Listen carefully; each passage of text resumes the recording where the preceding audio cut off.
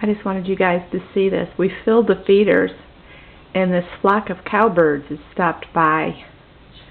And when I picked up the camera, they flew up, and I was hoping they'd come back down if I'm still here, and they did.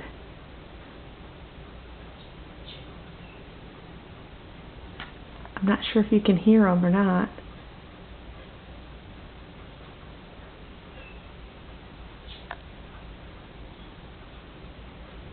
They'll empty those feeders in no time.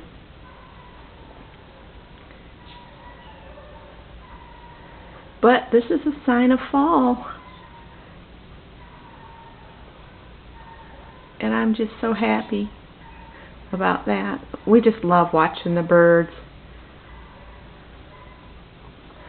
Scott's working on a plan to create a squirrel-proof bird feeder using one of those water bottles, you know, like they have in offices. So if that pans out, I'll get him to do a video. Oh, they cleared out again.